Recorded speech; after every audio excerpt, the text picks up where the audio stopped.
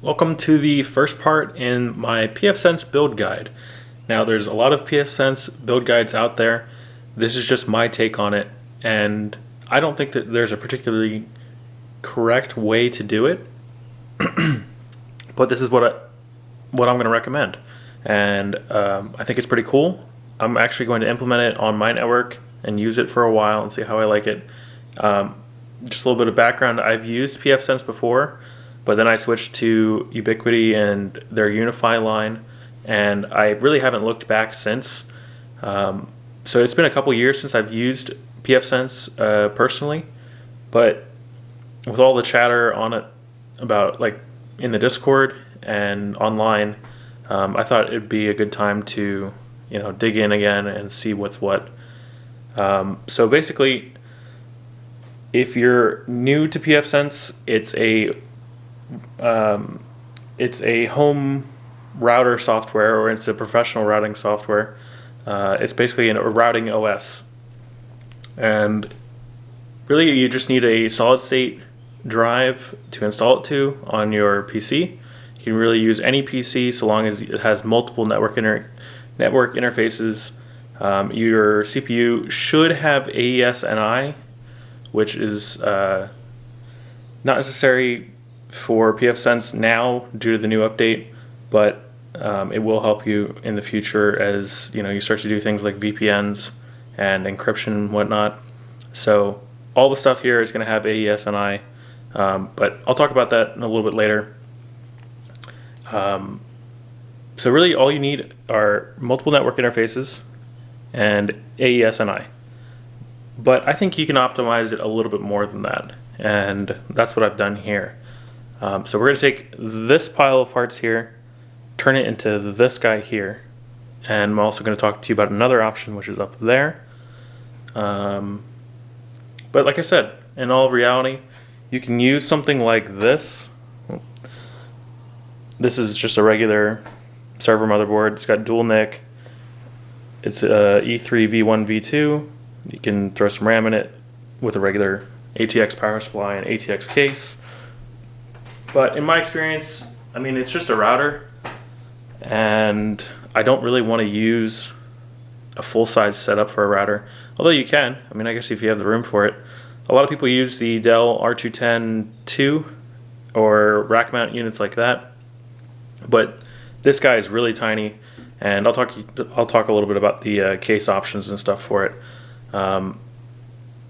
This is going to be the first video in hopefully a series of videos where we just talk about PFSense, we use PFSense. This is going to be my version of the hardware setup and what I'm going to be using. And then I guess we'll go into the software setup and a little bit of the advanced features in other videos. So let's talk about the hardware that we have here.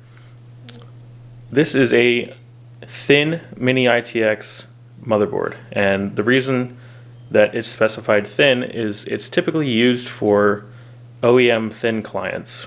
And you may notice a few things about this board, such as that it uses DDR SODIMM like laptop style memory. Another thing you may notice is that it doesn't have an ATX power supply connector, like a 24 pin like this board does. So this board has a 24 pin, 8 pin APS, or sometimes they have a 4 pin. This board doesn't have it. And the reason it doesn't have it, which is really cool, especially for PFSense in my opinion, is that it uses a DC external power supply like a laptop power brick. And I have one back there. They're really cheap, and really all you have to do is just plug it into the board and then hook up the front panel and turn it on, and it turns on. So that really limits the amount of wires that you need to hook up. So in my setup, since I'm going to be using this thing a lot and testing it, I'm going to run it as an open sort of bench.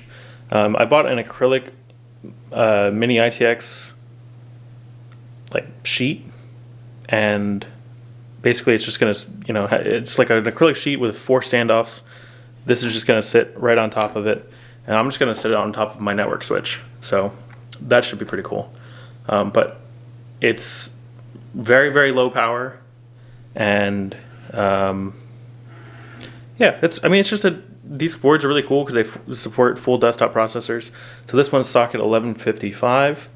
This one up here is socket 1151. You can go socket 1150. I don't think there's any options in 1156, and there definitely are not options in the larger Xeon sockets such as 1366 or 2011, but you're going to be using more of the E3 line of Xeons.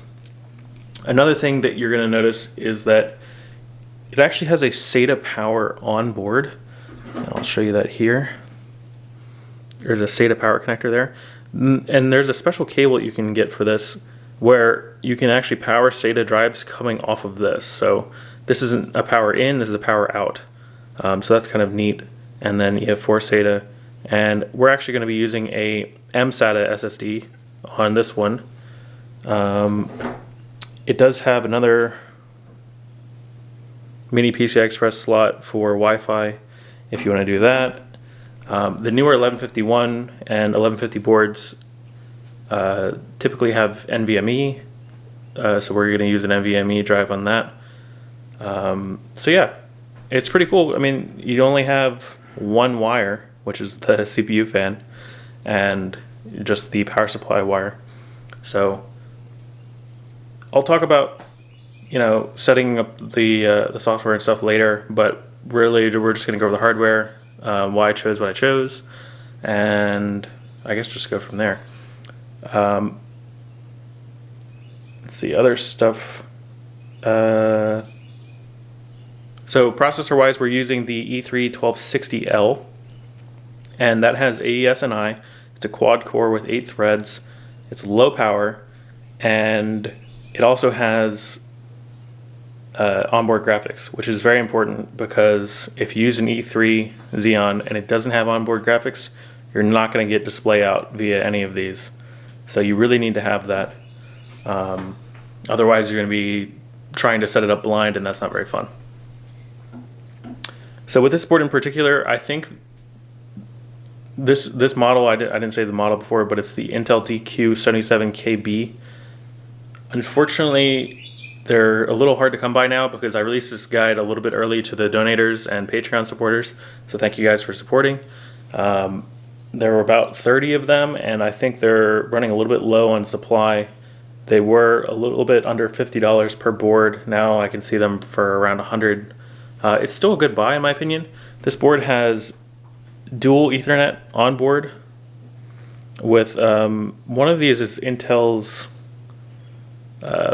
basically it's like an IPMI, but it's not. It's a little bit different than IPMI, so you can actually manage this remotely, which is pretty cool.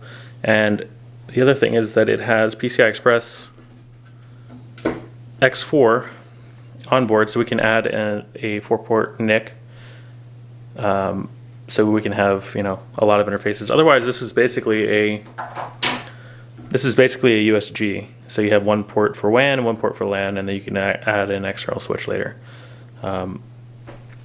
which is acceptable. I mean, that's really all you need. You need 2 NIC, and you can do an external switch later.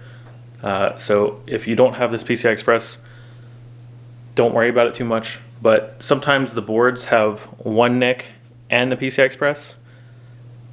Sometimes they just have 1 NIC and no PCI Express, and then you really can't use that for PFSense unless you're going to use like a USB Ethernet, which I really do not recommend. So just be careful what you're buying. Again, this is just going to be a overview of like a thin Mini-ITX PFSense build guide. So while this is my preferred board, and I have another one here which we're going to build up, there are plenty of other options out there. Just be careful what you're looking for, and just make sure to read all the specs and things like that. So that's pretty much it for this guy. I mean, there's really not a whole lot to say about it. We're using a 60 gig SSD, 4 gig of RAM, and Intel 4-port network. This one's a PT, but I also have a VT back there. The VT has a better feature set, and it goes for around the same price, so you might as well buy the VT. I just had the PT laying around, so I brought that one up. But just to get started here, you need a regular size Phillips screwdriver, a tiny one for installing your mSATA SSD, some thermal paste, which may or may not be included with your heatsink, and here's your 4-port Intel NIC. We've got an E3 1260L, and 4 gig of RAM. And then you need a flash drive to make the PFSense installer, but we're still going to install it on board. And then we've got our 60 gig mSATA SSD. These are really cheap, and even for 60 gig, I think it was only like, it was less than 20 bucks. But this is a Sunbow mSATA SSD. We're also using a Sunbow M.2 NVMe drive in the other one, which was also like only 15 bucks. So these are pretty neat. And then we've got this is the slimmest air cooler I could find, and it's actually pretty cheap, and it's very quiet. This is a Titan air cooler. It's designed for socket 1150X, so 1156, 1155, 1151, 1150. Any of those it will work for just fine. So first thing we're going to do is install our processor. I'm going to move this other completed guy out of the way. So this was shipped with a protective cover, and you can actually just leave the protective cover on, flip up the lid, and then there's two different ways you can line up the processor. There's notches on either side of the CPU, right here. There's also a gold triangle there, so you can line up the gold triangle with the white corner there, or you can use the notches there. But the CPU just sits down nicely like that. I'm going to close the lid, latch it underneath, and this top cover should pop right off. Just like that. So our CPU is installed. Take the RAM, and this is just regular non-ECC DDR3 SODIMM. Just make sure you follow whether it's DDR3 or DDR4. It just depends on whichever build you go for. But I picked up, I think, a 5-pack of these 2 gig sticks for 10 bucks. So just scour eBay. I mean, you can find these really cheap. And the reason is that a lot of decommissioned laptops, like if the motherboard goes bad or something, they just pull the RAM and they just sell the RAM because there's nothing wrong with the RAM. And you just end up with like a ton of these on the market. It's a little bit more power efficient if you go for 1 stick of DDR4, or wait, sorry, 1 stick of 4 gig versus 2 sticks of 2 gig. But I just bought whatever's cheapest, so I don't think it's really going to matter that much. You want to look for the keying on the stick. There's a short side and a long side. And there's a short side and a long side here. So these look like they mount upside down with the sticker down. And we're going to do the bottom one first. We insert at a 45-degree angle. Make sure it's inserted all the way. And just push down. And you'll see those tabs click in. Do the same thing with this one.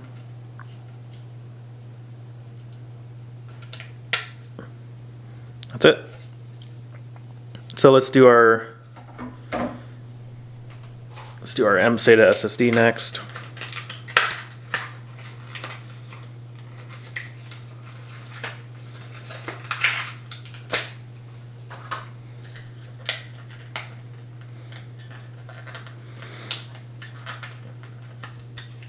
PFSense is a great piece of software, and if you want something a little bit more open source, there's OpenSense as well, so you could use that.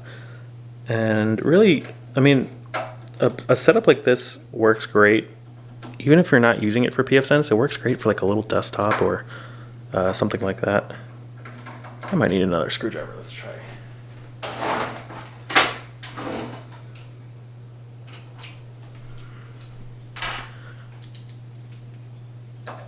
So in this case, the mSATA screws are already screwed into the standoffs here.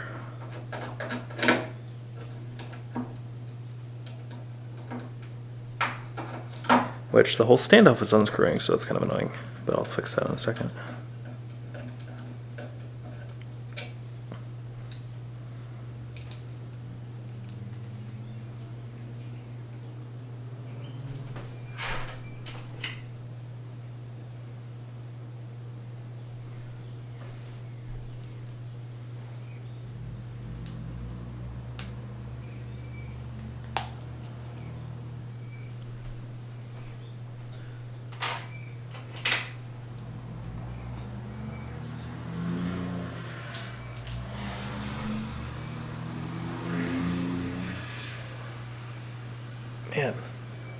These must have never been used.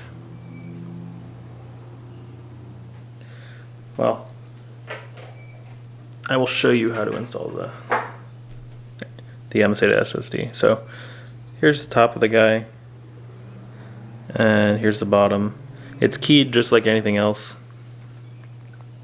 These little black screws are really just stuck in these standoffs, so I pulled off, when I was trying to unscrew this black screw, it pulled off the standoff of that, so I'm going to have to go downstairs and grab another, but I'll just do that later. It's not a big deal. I already have it installed on the other board, so it's not a big deal. Do the kind of the same thing as the RAM. You insert at a 45-degree angle, make sure it's clicked in all the way, push it down, and then you just screw the screw down through there, and it just sits like that.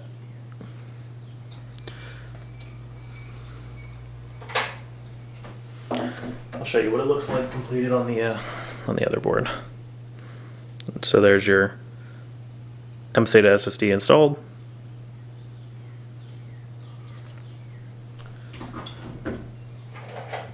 So we'll move on to the CPU cooler. Now this guy comes included with a little packet of cheap thermal paste. I'm not going to use this. I've got a tube of GC Extreme that I always use.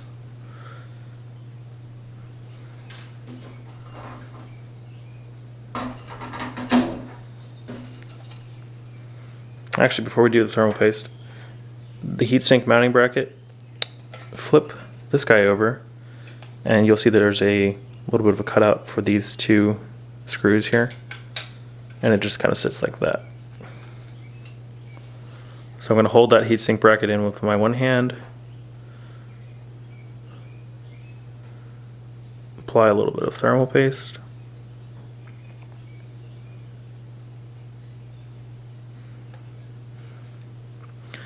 these processors are very thermally efficient, so there's not a whole lot to worry about. So I was looking, this is the system fan header here, and there's the CPU fan header, so we're going to orient this where we can wrap most of the wire around the CPU cooler. It just kind of sits on like that.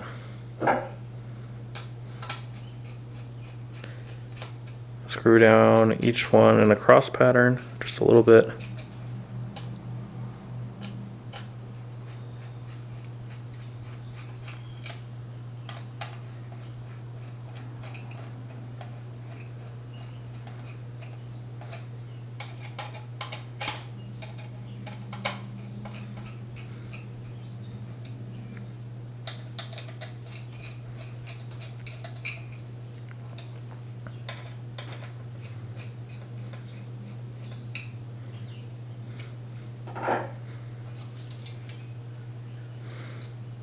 Take our CPU fan wire,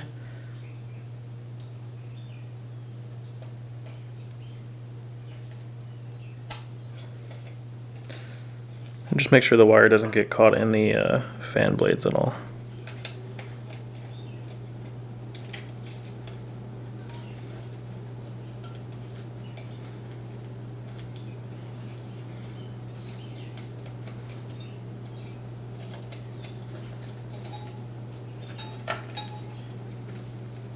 Just kind of wrap it under the cooler so it stays out of the way.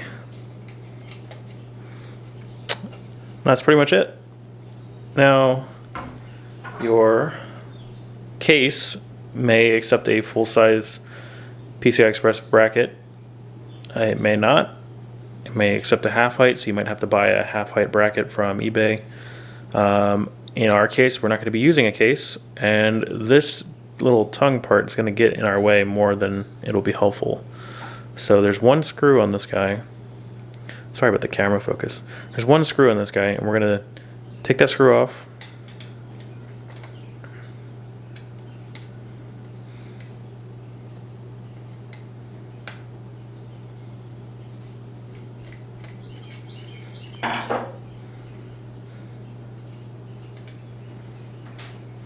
All I have to do is just kind of pull the bracket off, just like that. And at least in this board, it is very stable physically when you put this in that slot. I mean, the card doesn't rock back and forth. It moves a little bit this way, but I don't think that's a big deal. I mean, especially as long as you're careful when you're plugging in Ethernet cables. Just kind of hold the card here and just plug in your cables. But yeah, this is just going to sit on top of my switch, my network switch, like this. I have the power adapter coming out the back. And yeah, that's it. I mean, that's it. That's it for the hardware. So I'm going to move this guy out of the way. Pull up the finished one. And I'm actually going to plug it in. So I went a little overkill on this power supply. This one's a let's see. This one's an FSP 150 watt. But what you're looking for is a 19 volt, at least probably 7 amps. I will link a few of these on eBay. They go from $12 all the way up to like $50. I think this one was like $35 on Amazon. So really can just take your pick. I think this one will probably be a little bit more efficient than some of the cheap eBay ones, but with this one I was pulling about 29 watts at the wall in the BIOS with this current setup with the network card and 2 sticks of RAM, which I think is really, really great. And in BIOS power usage is actually higher than what it would be inside of PFSense. And if you cut that down to 1 stick of RAM and you played around the power delivery options to the CPU, you could get it down even farther. So I think that's pretty great, especially for a quad core with hyperthreading.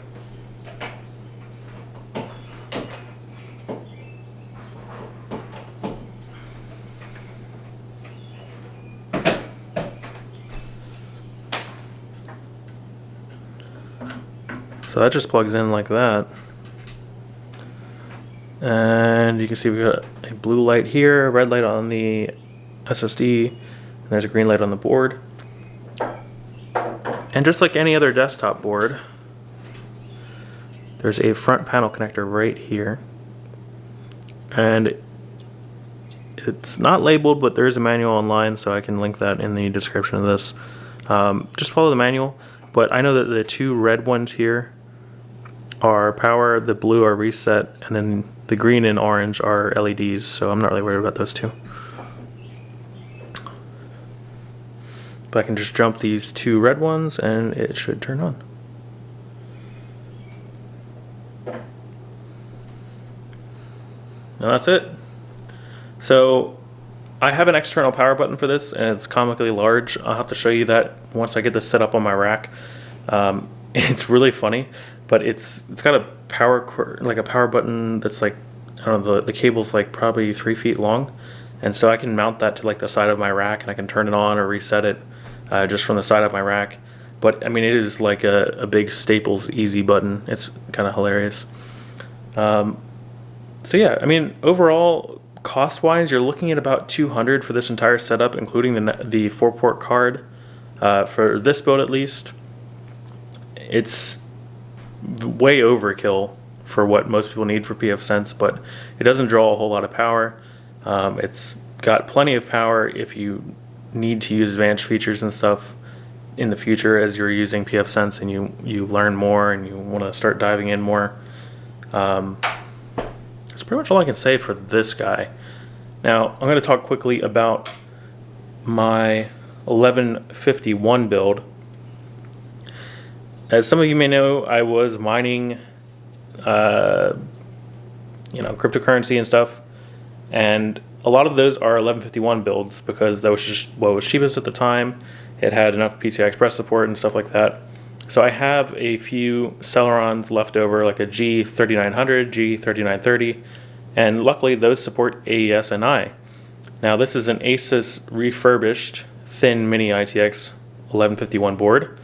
This was $50 on eBay, and you can see it has dual NIC, but it does not have PCI Express.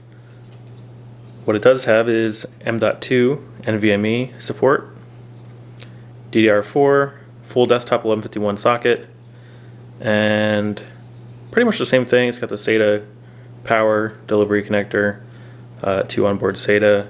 Again, the same 19-volt DC power connector. But yeah, these processors, tons of miners use them and they're dumping them right now on eBay. You can get them for like 30 bucks. DDR4 SODIMMs are not that expensive. You could probably get a 4 gig for about 30 bucks, something like that. So this is another good option if you're okay with just having 2 NIC. Like I said, there's a ton of thin Mini-ITX boards out there, so just carefully review the specifications, what kind of hardware it has, things like that.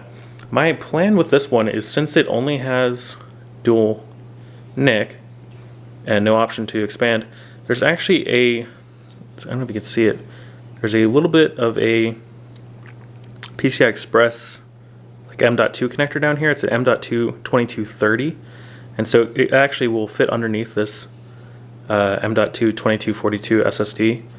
And I plan to put a Wi-Fi card under there just to try it with PFSense. I know it's not PFSense's strong point, but I figured I would try it. And the cool thing I got was this case, this generic.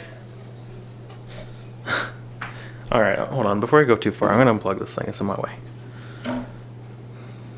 You can see how slow that fan was spinning. It's super quiet. All right, so I got this really cool case off of Amazon. This case was 50 bucks. It's a Mini-ITX enclosure.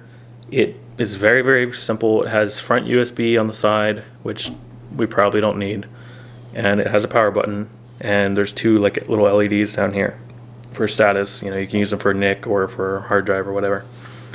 But it's 50 bucks and it's tempered glass, so it's kind of cool. You can see inside. And what I did was I bought 2 Wi-Fi antennas, and this case already comes pre-drilled for Wi-Fi antennas.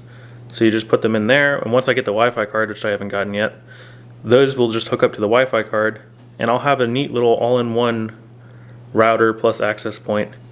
And again, the motherboard just mounts in. You plug in the power supply in the back. So yeah, that should be pretty cool. That's my plan with this 1151 build that's up there. And like I said, with the 1155 builds, I think I'm just going to use like the piece of acrylic, mount them to that, and then mount them on top of the switch. So with PFSense, you have a lot of hardware options. I really like the thin Mini-ITX route, and that's really just all this video is about, because there's a lot of good budget options as far as thin Mini-ITX goes. And yeah, so let me know what you think. I'm not saying that this is the definitive route or the definitive way to do PFSense or OpenSense, but in the spirit of our community and server builds and using refurb stuff and keeping high value for what you're paying, which is not very much in this case, I think this is a pretty good route. So again, if you have any questions, give me a shout either here on YouTube or on Reddit or on the new forums, which are we're kind of doing a soft launch. We've announced it on the Discord. I haven't announced it on Reddit or anything like that, but if you want to check that out, it's just forums.serverbuilds.net, or you can shoot me an email through serverbuilds.net. I mean, we're all here ready to talk to you and help you out with your builds and stuff like that. And we've just passed 4,500 people in the Discord, which is quite insane. I know that there's tech YouTubers out there that have Discords and stuff, and they're not even close to that number. So thanks for all the support, and I will see you guys in the next PFSense video or whatever video comes after this. So until then, I'll see you next time.